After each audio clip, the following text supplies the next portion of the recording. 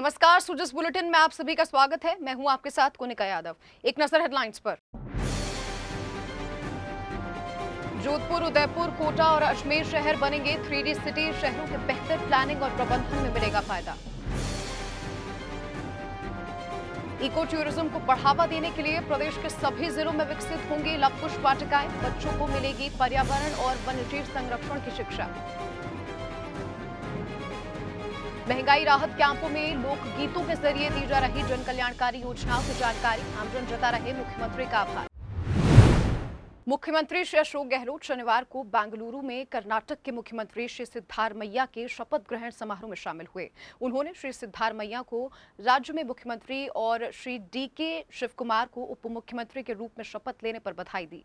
श्री गहलोत ने आशा व्यक्त की कि उनके नेतृत्व में कर्नाटक की सरकार समाज के सभी वर्गों के कल्याण के लिए समर्पित भाव से काम करेगी।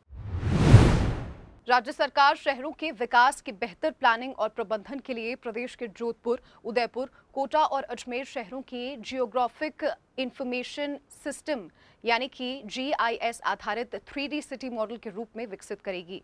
मुख्यमंत्री श्री अशोक गहलोत ने इन चारों शहरों में GIS आधारित 3D सिटी और राजधरा सैटेलाइट इमेज रिपोजिटरी परियोजना के क्रियान्वयन के लिए 109 करोड़ रुपए से ज्यादा के वित्तीय प्रस्ताव को मंजूरी दी है। आपको बता दें कि इससे शहरों के मास्टर प्लान में लैंड यूज प्रस्तावित करना, नई सड़कें, फ्लाईओवर, नई कॉलोनियों के निर्माण और विस्तार, ड्रेनेज प्लान सहित विभिन्न कार्यों को धरातल पर उतारने, बड़े पैमाने पर आधारभूत ढांचे के विकास, परिवहन योजना, भूमि नियोजन और नगर नियोजन के प्रभावी आकलन में आसानी होगी। साथ ही विकसित 3D मॉडल का ऑगमेंटेड रियलिटी वर्चुअल के तहत शहर का वर्चुअल टूर भी किया जा सकेगा। राज्य सरकार प्रदेश में इको टूरिज्म को बढ़ावा देने के लिए सभी जिलों में लवकुश वाटिका विकसित करेगी। मुख्यमंत्री श्री अशोक गहलोत ने वाटिकाओं के लिए 66 करोड़ रुपए की स्वीकृति दी है और आपको बता दें कि मुख्यमंत्री के निर्णय से इन वाटिकाओं में वन और वन्यजीवों से संबंधित मॉडल स्थापित होंगे, जिनसे बच्चों को पर्यावरण और वन्यजीव संरक्षण की शिक्षा मिल सकेगी। साथ ही इन वाटिकाओं का उद्देश्य पर्यावरण संरक्षण के प्रति आमजन को शिक्षित और जागरूक करना है। राज्य सरकार प्रदेश में टूरिज्म के विकास के लिए लगातार बेहतर काम कर रही है। इसी कड़ी में पुष्कर में MICE सेंटर और इंटरनेशनल गोल्फ कोर्स विकसित किया जाएगा। इसके लिए जमीन भी चिन्हित कर ली गई है। इस जमीन का शुक्रवार को RTDC अध्यक्ष श्री धर्मेंद्र राठौर ने अधिकारियों के साथ मौका मुआयना भी किया। इस दौरान उन्होंने कहा कि प्रदेश में अंतर्राष्ट्रीय स्तर के गोल्फ कोर्स बनने से राजस्थान गोल्फ प्रतियोगिताओं में भी डेस्टिनेशन के रूप में उभर कर सामने आएगा। उन्होंने कहा कि मुख्यमंत्री श्री अशोक गहलोत ने पर्यटन विकास के लिए बजट 2023-24 में गोल्फ कोर्स और MICE सेंटर स्थापित करने की घोषणा की थी। इकोनॉमी में कितना बूम आएगा आप अंदाजा लगा के देखिए। बहुत मतलब वाकई में ही बहुत ही इंटरनेशनल लेवल के दोनों काम नहीं, गोल्फ कोर्स भी और माइस भी। PHED मंत्री डॉक्टर महेश जोशी ने कहा कि राज्य सरकार प्रदेश में पेयजल के कुशल प्रबंधन के लिए प्रतिबद्धता के साथ काम कर रही है।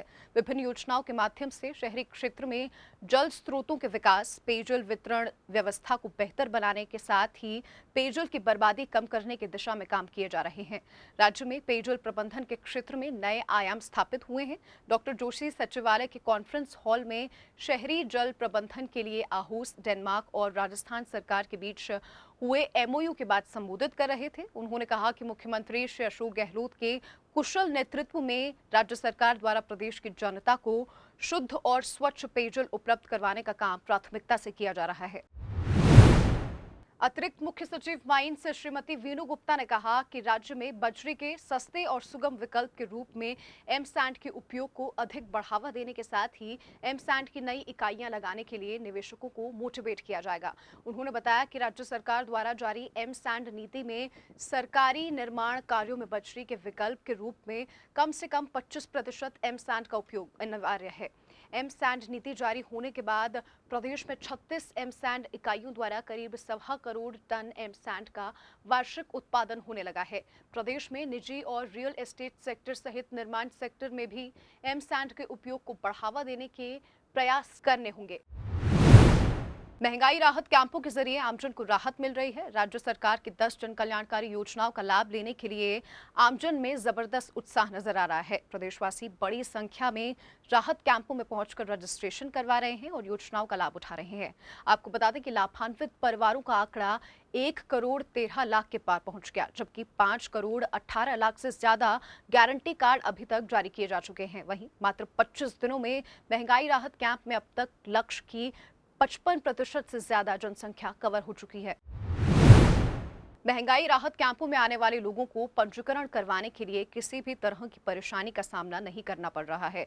प्रदेश भर में महंगाई राहत कैंप लगाए जा रहे हैं, साथ ही यहां लगाए गए अधिकारी भी आमजन को पंजीकरण करवाने में पूरा सहयोग कर रहे हैं। झुंझुनू की ग्राम पंचायत सिलारपुरी की सिघाना पंचायत समिति में महंगाई राहत कैंप के दौरान लोक कलाकारों ने अपनी प्रस्तुतियां दी। कलाकारों ने रजिस्ट्रेशन करवाकर राज्य सरकार की इस पहल का स्वागत अपने गीतों के माध्यम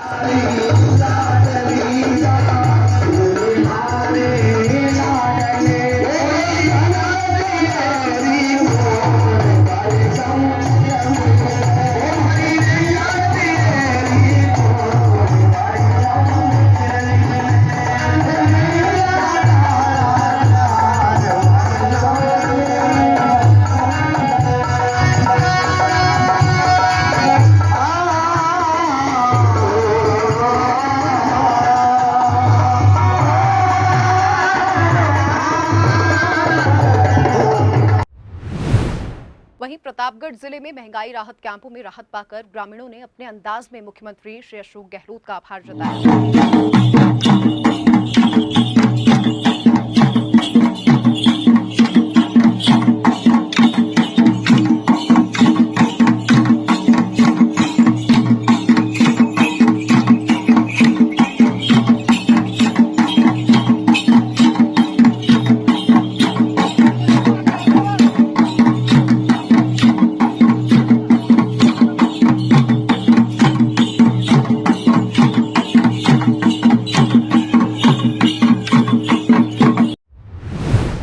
हनुमानगढ़ जिले के रासलाना ग्राम पंचायत में चल रहे महंगाई राहत कैंप में स्थानीय लोक कलाकारों ने बड़ी ही मनमोहक अंदाज में 10 प्रमुख योजनाओं के बारे में लोगों को बताया।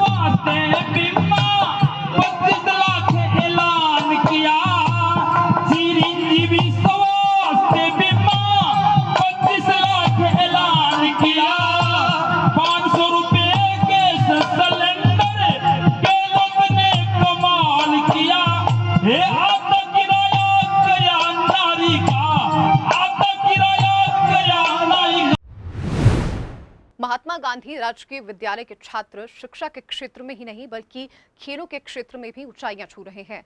यहां बच्चों को खेलों में बेहतर प्रदर्शन के लिए तैयार किया जा रहा है। महात्मा गांधी राजकीय विद्यालय बेगस झोटवाड़ा में विद्यार्थियों ने शैक्षणिक उपलब्धियों के साथ खेल के क्षेत्र में भी विशेष उपलब्धियां हासिल की हैं। पिछले साल झोटवाड़ा ब्लॉक में 12वीं आर्ट्स में पहले तीनों स्थान पर इसी विद्यालय के छात्र रहे। वहीं लड़कों की कबड्डी टीम जिला स्तर पर गोल्ड मेडल विजेता रही। साथ ही विद्यालय की छात्रा ने पोल वॉल्ट में जिला स्तर पर गोल्ड मेडल जीता। इसके अलावा बॉक्सिंग लड़कियों की कबड्डी टीम ने भी जिला स्तर पर कई मेडल जीते। आने वाले खेलों को लेकर भी विद्यालय में तैयारियां चल रही हैं।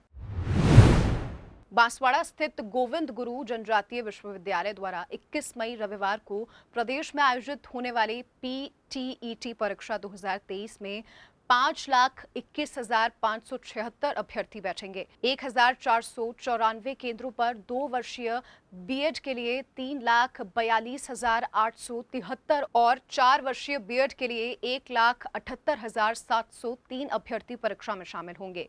आपको बता दें कि परीक्षार्थियों को परीक्षा केंद्र पर सुबह 9 बजे पहुंचना होगा।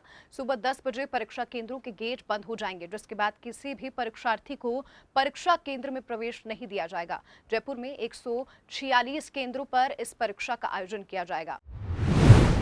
खेल प्रतिभाओं को तराशने और तलाशने के लिए राजीव गांधी ग्रामीण एवं शहरी ओलंपिक खेलों का आयोजन होगा। 23 जून से शुरू होने वाले इन खेलों में भाग लेने के लिए सभी आयु वर्ग के इच्छुक खिलाड़ी राजीव गांधी ओलंपिक की वेबसाइट पर अपने जन आधार का विवरण डालकर ऑनलाइन रजिस्ट्रेशन करवा सकते हैं। आपको बता दें कि ग्रामीण एवं शहरी ओलंपिक के तहत 7 खेलों का आयोजन होगा। तो जस्ट बुलेटिन में फिलहाल के लिए इतना ही, फिर होगी मुलाकात, तब तक के लिए नमस्कार।